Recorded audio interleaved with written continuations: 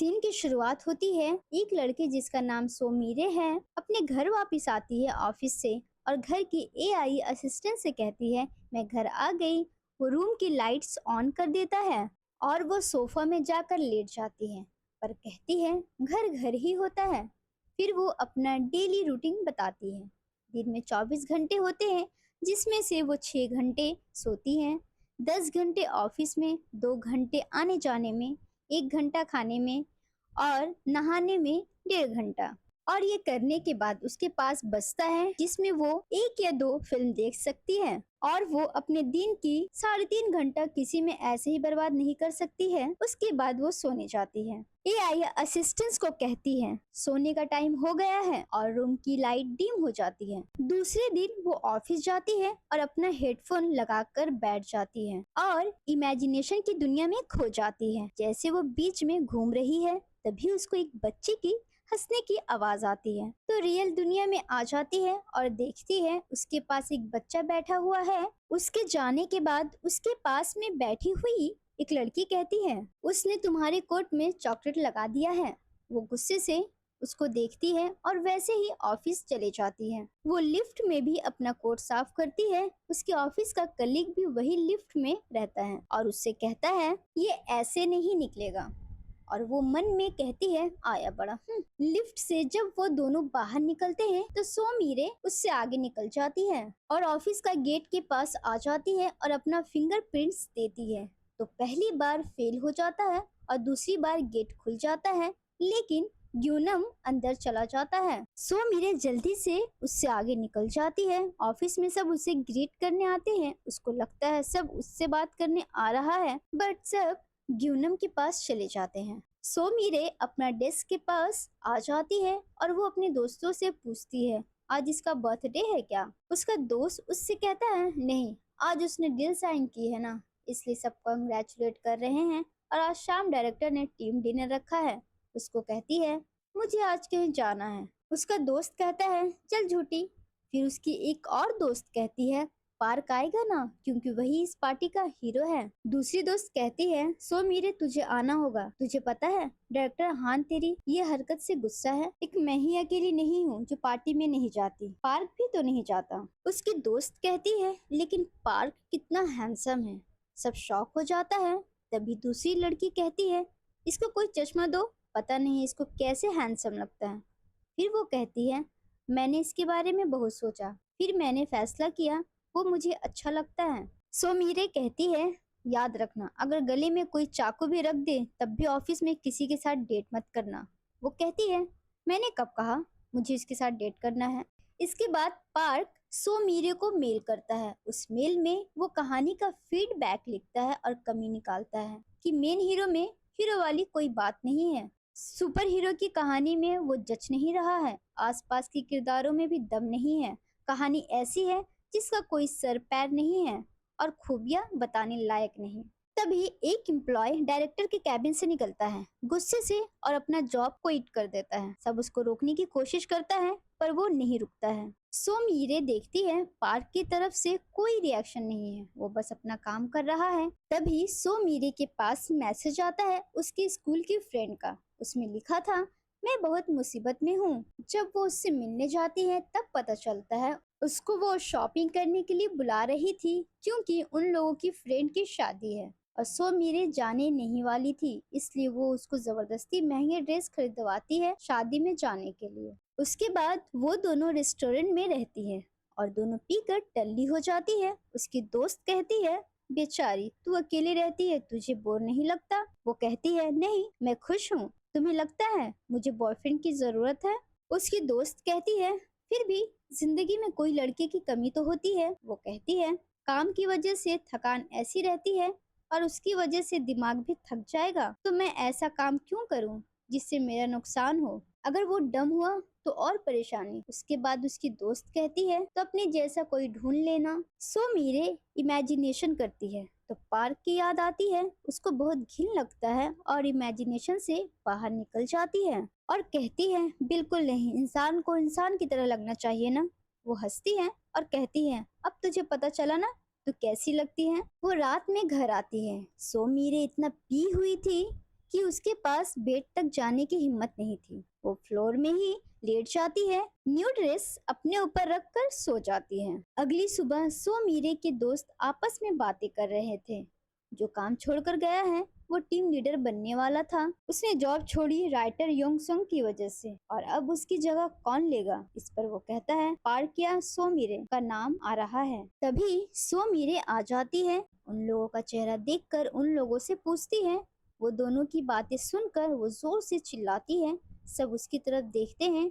वो परेशान होकर अपने डेस्क की तरफ जाती है। उसको अपने स्क्रीन में पुरानी बात दिखाई देता है जब योंग सॉन्ग मीरे के साथ काम करती थी। कैसे वो बर्फ में खड़ी होकर उससे स्क्रिप्ट मांगती थी और वो कुछ रिप्लाई नहीं देती है, और उसके स्क्रिप्ट का इंतजार में वो देर रात तक ऑफिस में बैठी रहती थी और घर जाने के बाद उसको फोन करके परेशान करती थी।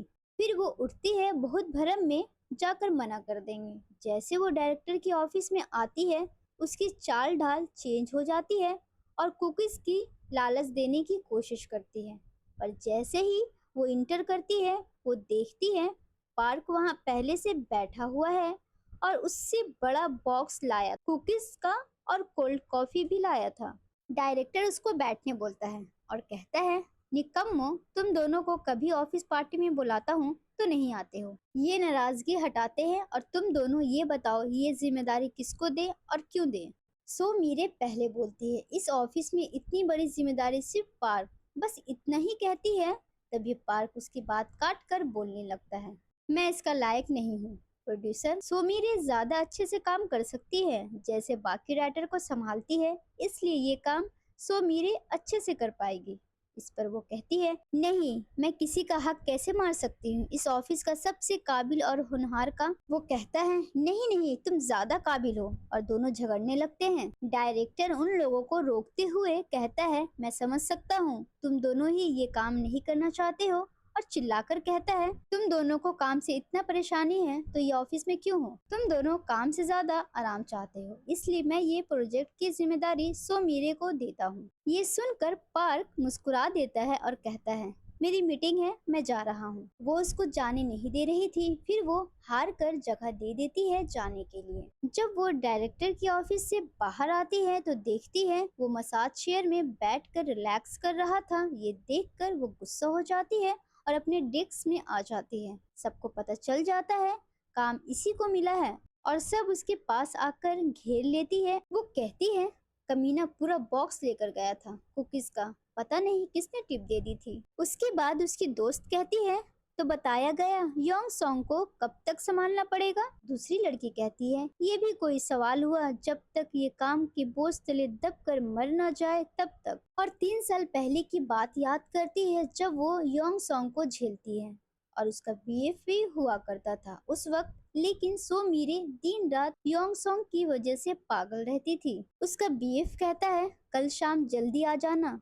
वो कहती है बिल्कुल, कल तुम्हारा बर्थडे है। अगले दिन वो अपने बीएफ के लिए केक बनाती है, लेकिन फोन में योंग सॉन्ग भी थी और उससे बातें कर रही थी।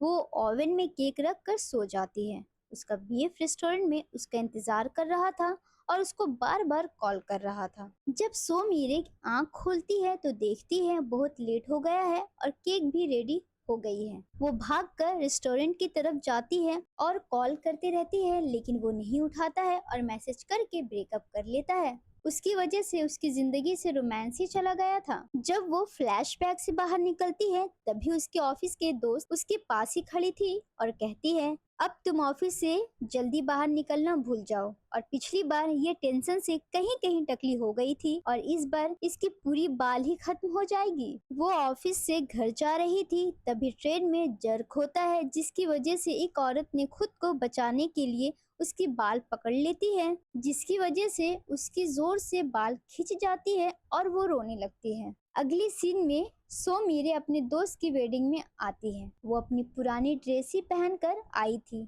उसकी दोस्त उससे कहती है वो ड्रेस क्यों नहीं पहन कर आई। वो कहती है मेरा मन नहीं था। उसके बाद वो मैरिज सेरेमनी में बैठती है। वो वेडिंग नहीं फैशन शो था। वेडिंग के बाद उसकी दोस्त कहती है साथ में चलना है टाइम स्पेंड करने। वहाँ एक लड़की आती है, सब उससे मिलने आते हैं। उसके हाथ में एक खूबसूरत सी डायमंड रिंग थी। वो कोई और नहीं सोमीरे की एक्स बॉयफ्रेंड का मंगेतर रहती है। उसको देखकर वो कहती है, वो कमीना तो शादी में नहीं आया लेकिन दूर रहकर मुझे जला दिया। वो वहाँ से चली जाती है और घर में बहुत मायूस बैठी हुई थी और पुरानी बातें याद कर रही थी। जब वो और उसका एक्स पार्क में घूम रहा था, वहाँ एक कपल आ रहा था और लड़का का कांधे में उसका बेटा था। उसको देखकर उसका एक्स कहता है, जब मेरी शादी होगी तो मैं भी अपने बेटे को ऐसे ही लेकर घूमूंगा। वो कहती है, तुम शादी करोगे? इस पर वो कहता है, हाँ, एक न एक दिन तो करनी ही है। फिर सोमीरे कहती है, किससे करोगे? और आगे कहती है, हाँ, किसी न किसी के साथ तो करोगे ही। ये सुनकर उसका एक्स कहता है, क्या हुआ, तुम ऐसे बात क्यों कर रही हो? वो कहती है, तुम्हारा फ्यूचर प्लान में सिर्फ मैं रहता हूँ, हम कभी नहीं रहते। फिर वो बाहर वॉक में जाती है, तभी योंग सॉन्ग का मैसेज आता है। ये देखकर वो फ्रस्ट्रेट हो जाती है और कहती है, पागल औरत, ये सब मेरे साथ ही क्यों होता है? घर जाकर उसकी नई कहानी पढ़ती है। कहानी पढ़कर इरिटेट हो जाती है और कहती है, सालों बाद पढ़ रही हूँ, ये और भी बुरा लिखने लगी है। ये कहानी वही घिसी पिटी है, अमीर लड़का गरीब लड़की, अमीर लड़का है तो एक्शन होगा। ये सब राइटर्स की कहानियों का खिचड़ी है। सब राइटर को इसके ऊपर केस कर देना चाहिए। उसके बाद वो कमेंट्स पढ़ती है। सब कमेंट्स में राइटर को गालियां दे रहे थे। अगले दिन जब पार्क मसाज सीट में बैठने आता है तो वहाँ सो मीरे को बैठे देखता है। उससे पूछता है, और कितने देर? वो कहती है, बस 5 मिनट और। उसको देख कर कहती है, कितना मतलबी है, सिर्फ अपने बारे में सोचता है। और जब वो वहां से बाहर आती है तो उसे पार्क के चिल्लाने की आवाज आती है, क्योंकि वो जाने से पहले सीट में खिलौना रख देती है, जिसकी वजह से उसे चुभ जाता है। सो मीरे कहती है, मूड फ्रेश हो गया। तभी उसकी सीट में कोई आती है और कहती है, तुम्हें काम का पूरा हैंड ओवर लेना होगा। वो कहती है, किससे लेना होगा? वो पार्क का नाम लेती है। सो मीरे उसके पास जाती है। वो सीधा वो खिलौना दिखाता है और पूछता है, ये सीट पर कैसे आया और ये तुम्हें नहीं चुभा? वो कहती है, मैं सिर्फ तुमसे हैंड ओवर लेने आई हूँ। ठीक है, 5 मिनट में मीटिंग रूम में मिलते हैं। पार्क उसको सब फाइल्स दे देता है और लास्ट में सोना का कूपन दे देता है। वो कहती है, ये मुझे क्यों दे रहे हो? मुझे जितना भी स्ट्रेस होगा मैं घर जाकर ही सोऊंगी। वो कहता है, मुझे कहा गया था तुम्हें इसकी जरूरत पड़ेगी, और वो वहां से चला जाता है। उसके बाद उसके फोन में बहुत सारा कूपन दे देता है। उसके बाद वो अपना डेस्क में आ जाती है और उसका दोस्त कहता है, चलो लंच टाइम हो गया है, और कहता है, आज का लंच मेरे तरफ से। वो चारों लंच करने जाता है और लिफ्ट का गेट जैसे खुलता है तभी उस लिफ्ट से योंग सॉन्ग निकलती है। उसको देखकर सब डर जाते हैं और वो सो मीरे को पकड़कर ले जाने लगती है। योंग सॉन्ग और सो मीरे लंच करने बैठते हैं, लेकिन योंग सॉन्ग सो मीरे को खाने नहीं दे रही थी। सारा मीट वो खा जा रही थी। उसके बाद वो स्टोरी पर बातें करते हैं। योंग सॉन्ग कहती है, अच्छा हुआ तुमने काम करने के लिए हाँ कर दिया, काम करने में आसानी होगी। वो कहती है, आप मेरे बिना भी अच्छा कर सकती हैं। वो कहती है, बात तो सही कह रही हो। उसके बाद सो मीरे कहती है, आपने जो कहानी लिखी है शायद ऐसी कहानी पढ़ पढ़कर लोग बोर हो चुके हैं। वो कहती है, लोग इतनी गालियां क्यों देते हैं? क्योंकि उनको कहानियां पढ़ने में मजा आता है और कमेंट करने में और मजा आता है। बेवकूफ लड़की। देखो, मैं तुम्हें बेवकूफ तो नहीं कहूंगी, लेकिन मुझे इसी बात का डर था, तुम्हें मेरी स्टाइल समझ नहीं आएगी। वो कहती है, तो आप डायरेक्टर से बात कर लीजिए और मुझे रिप्लेस कर दीजिए। कहती है, नहीं, इसकी कोई जरूरत नहीं है, मेरे साथ रहोगी तो तुम्हें आदत हो जाएगी, पुराने दिनों की तरह। और अजब सा हंसने लगती है। उसी वक्त डायरेक्टर आ जाता है डीयू के डायरेक्टर के साथ, जिसने एक डेटिंग सिमुलेटर बनाया था और उसी सिमुलेटर में कैरेक्टर्स योंग सॉन्ग से लिया गया था। सो मीरे कहती है, ये गेमिंग ऐप है? वो कहता है, नहीं, ये डेटिंग ऐप है जो वर्चुअल वर्ल्ड में होगा। सो मीरे उससे उसका डेटिंग प्लेटफॉर्म का नाम पूछती है। वो नाम बताता है, बॉयफ्रेंड ऑन डिमांड। ये सुनकर वो अपनी हंसी रोक नहीं पाई। वो सॉरी कहती है, पर वो कहता है, नहीं, बहुत से लोगों का रिएक्शन ऐसे ही रहता है। डीयू का डायरेक्टर कहता है योंग सॉन्ग से कि मुझे और भी कैरेक्टर की जरूरत है। वो कहती है, मेरे और सब कैरेक्टर्स इतने खास नहीं हैं। इस पर सो मीरे कहती है, तब आप इनकी साइड कैरेक्टर्स भी यूज कर सकते हैं, वो भी बहुत दमदार है और बहुत पॉपुलर भी रहते हैं, कभी कभी मेन कैरेक्टर से भी ज्यादा। ये सुनकर डायरेक्टर खुश हो जाता है पर योंग सॉन्ग गुस्सा हो जाती है। जाते वक्त वो उससे बात नहीं करती है और जब वो पूछती है जब मैं फोन करूंगी तो मेरा कॉल रिसीव करेंगी ना, वो सिर्फ बाय बाय कहती है और चले जाती है। सो मेरे वापस आती है ऑफिस के अंदर, तभी डीओ का डायरेक्टर मिल जाता है और कहता है 2 मिनट आपसे बात कर सकते हैं। वो दोनों बैठकर बातें करते हैं और डायरेक्टर कहता है आप मेरे प्लेटफॉर्म का फीडबैक दे सकती हैं, बस आपको इसको 1 मंथ यूज करना है। मैं सारे इक्विपमेंट भिजवा दूंगा, बस ट्राई करिए और बताइए सब प्रोफाइल कैसा है। इसके लिए मैं आपको पैसे भी दूंगा। पैसों के नाम सुनकर वो रेडी हो जाती है। वो घर जाती है और बॉयफ्रेंड ऑन डिमांड का किट निकालती है और उसको जैसे जैसे मैनुअल में लिखा था वैसे वैसे करती है और आखिर में बैंड सर में पहनती है, जिसकी वजह से उसके सर में बहुत जोर से झंझनाहट होती है, जैसे उसको करंट लग गया हो, और वही सो जाती है। और उसकी आंख खुलती है तो देखती है वो एक अलग ही दुनिया में है। समंदर के पास खड़ी है और दूर एक लड़का लहरों में सर्फ कर रहा है। तभी एक बहुत बड़ी लहरें उसकी तरफ आती है और उसको डुबा देती है, पर उसे कुछ नहीं होता। वो अब मछली की तरह पानी के अंदर घूम सकती है और मजे कर रही थी। तभी उसको वो लड़का नजर आता है जो पानी में सर्व कर रहा था और अभी वो डूब रहा था। वो उसको पानी से बाहर निकालती है और बीच में लेकर आती है।